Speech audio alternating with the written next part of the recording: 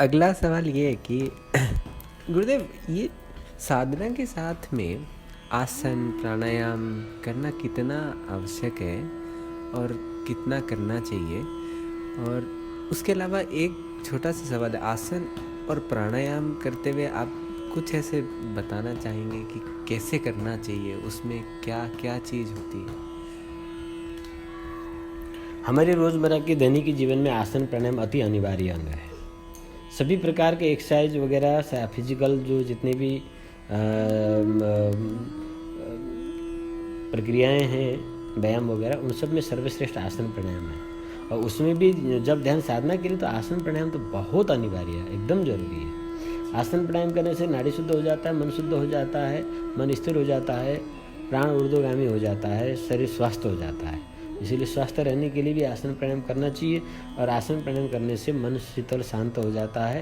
तो जब ध्यान करने से पूर्व आसन प्राणायाम जितना कर सके उतना अच्छा है। जो आता है उसमें कपालभाति, भस्त्रिका और अनुलोम विलोम प्राणायाम करें, वो बहुत अच्छा है। और हमारे साधना पद्धति में जो श्वसन क्रिया और त्रिवस्त्रिका बताई गई है, यही पर्याप्त है साधक के लिए। वो सारा आसन प्राणायाम की सब खाना पूर्ति कर देता है। जब श्वसन क्रिया कर ले, त्रिवस्त्रिका कर ले मजे से जम के, यदि दूसरा चरण का साधना लिया है तो आकुंचनी मुद्रा वगैरह होता है, उसमें संचालनी, ताड़नी, आकुंचनी, ये मुद्राओं को कर ले तो ये 10 मिनट का काम है और मस्त 84 आसन के बराबर हमें देता है। इसलिए करना जरूरी होता है, करना चाहिए। और कुछ नहीं तो कम से कम भस्त्रिका प्राणायाम, कपालभाति प्राणायाम और अनुलोम विलोम तो कर ही लेना चाहिए। और गुरुदेव, जब ये प्राणायाम करते हैं, जैसे नाड़ी शोधन प्राणायाम करते हैं, तो इसमें मतलब समझ नहीं आता है कि सांस धीरे लेना चाहिए, तेज लेना चाहिए, और मतलब मात्रा क्या है, कैसे? ये आराम से जानकार गुरु से बैठ के सीखना चाहिए। आजकल तो घर घर सिखाने वाले हैं, उनको आता पता भी नहीं है। फिर भी सामान्य रूप से मैं आपको जानकारी के लिए बता दूं कि 2 से 3 मिनट की भस्त्रिका कपालभाति क्रिया करना चाहिए कम से कम।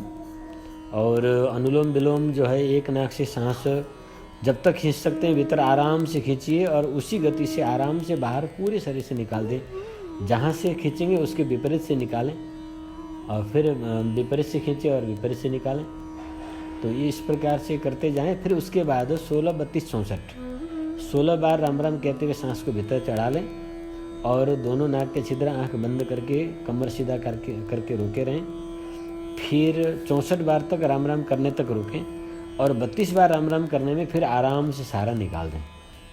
इसको कहते हैं प्राणायाम, त्रिप्राणायाम। तो इस प्रकार से 3 त्रिप्राणायाम कम से कम 3 बार इसको दोहराएं तो न्यूनतम लाभ होता है।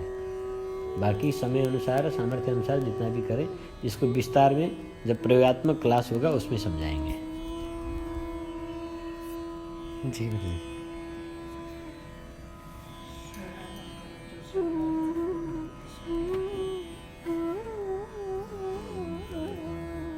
जब साधना में बैठते हैं तो ध्यान आज्ञा चक्र में करना चाहिए या इसके ऊपर करना चाहिए? आपने एक बार बताया था कि दिन में भी ध्यान ऊपर रखना चाहिए, ये इसके बारे में थोड़ा सा बताइए। हमने 2 प्रकार से समझाने की प्रयत्न किया है। एक तो मन को हमेशा ऊर्ध्व मार्ग में रखो, ऊपर रखो। मैं आपको चार्ट के माध्यम से किसी दिन समझाऊंगा कि मन कहाँ कहाँ रहता है और कहाँ रहने से क्या स्थिति होती है। उस बात को भी जानना जरूरी होता है। रही बात हमारे ध्यान पद्धति में, तो कहीं कहीं रखने का मतलब ही नहीं होता है। इसमें कुछ भी व्यक्ति का क्रिया होता ही नहीं है। एक सिस्टम समझाया गया है कि आलती पालती मार के बैठ जाओ और चोरा वाला उंगली को अंगूठे को आपस में जोड़ दो, कमर सीधा कर लो, सांस जोर से सो के साथ खींच लो, हम के साथ बाहर निकाल दो, और एक बार आज्ञा चक्र में गुरुदेव के स्वरूप को झांक के और अपने आप को समर्पित कर दो। उसके बाद जो होता है होने दो। जितना समय निश्चित किया गया है 48 मिनट, उतनी देर अपने को छोड़ दो जिस किसी हालत में। उसमें आपको कोई कंट्रोल करना नहीं, कोई ध्यान बयान करना नहीं, कुछ नहीं करना है। बस मन मन में स्वयं करते रहो, गुरुदेव के प्रति समर्पण भाव जगाए रखो। जो होना है स्वयं होने लग जाता है, ध्यान स्वयं लग जाता है, ध्यान किया नहीं जाता है। जो किया जाता है वो ध्यान नहीं है, और जो होता है वही ध्यान है। इसीलिए ये सिद्ध मार्ग में कोई करने धरने का चीज़ तो कुछ होता ही नहीं। बस आपको उल्लू बनाने के लिए ये करो वो करो, बाकी समर्पण ही सर्वस्व है। हाँ, मेरा चलते चलते ना मन विचलित हो जाता है और कई बार मैं उसको पकड़ लेता हूँ कि हाँ अब खराब हो रहे हैं और मैं ठीक हो जाता हूँ, और कई बार नहीं हो पाता है। इस चीज़ को कैसे ठीक करें गुरुजी? मैं खुद परेशान हो गया हूँ इससे, सही बता रहा हूँ। मन का स्वभाव ही है विचलित होना, चंचल होना, भटक जाना। हाँ, जब गुरु मार्ग नहीं थे तब तो कोई बात नहीं। अब गुरु मार्गी वालों के लिए, आत्म मार्ग के लिए सहज है। जब मन दुखी हो तो जोर जोर से कीर्तन कर लो। हाँ, जब मन विचलित हो ओम का बारंबार उच्चारण कर लो, ओम ओम थोड़ी देर के लिए, तो 5 मिनट में एकदम शांत हो जाएगा। जब मन व्यथित हो तो ध्यान में बैठ जाओ। हाँ, लंबे लंबे सांस लो, 10-12 बार ओम ओम कर लो लंबे, फिर देखो रिलैक्स हो जाएगा उसी समय। और बड़ा आकुल व्याकुल मन है, एकदम विचलित हो रखा है, मस्ती से श्री राम जय राम जय जय राम, श्री राम जय राम जय जय, अपने भाव में अपने उसमें गाओ, थोड़ा आंसू बहा लो और थोड़ी सी ध्यान में बैठ जाओ। फिर देखो थोड़ी देर फ्रेश हो जाएगा।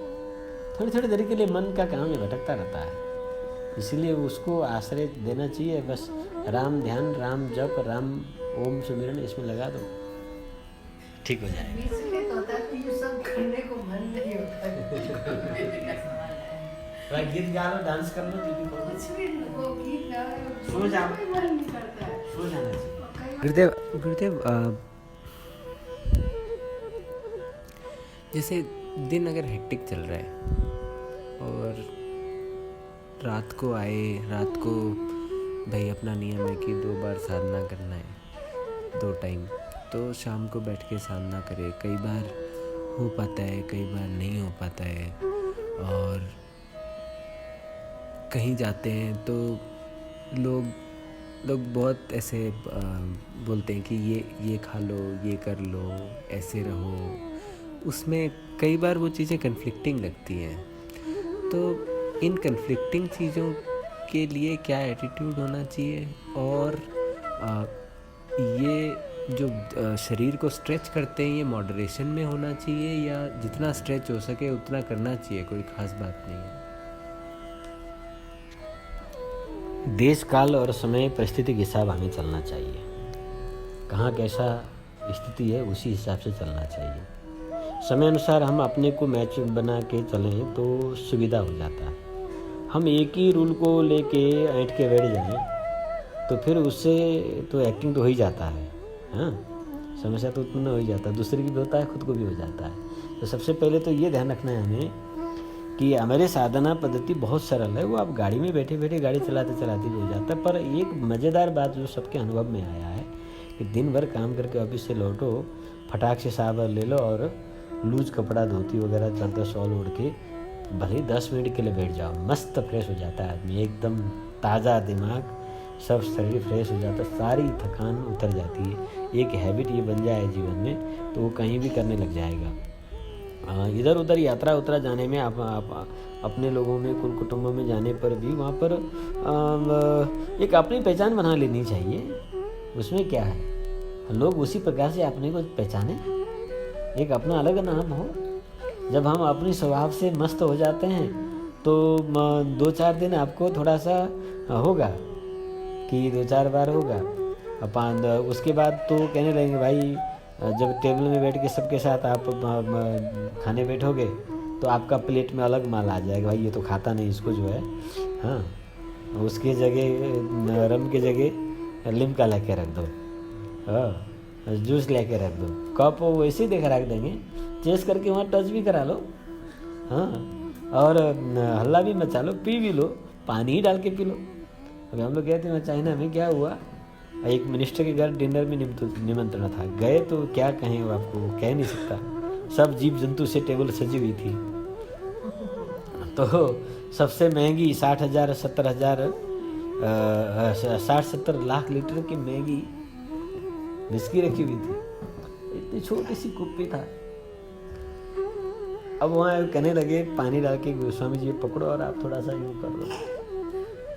ठीक है, पानी डाल के उनके साथ चैस करके यूँ किया।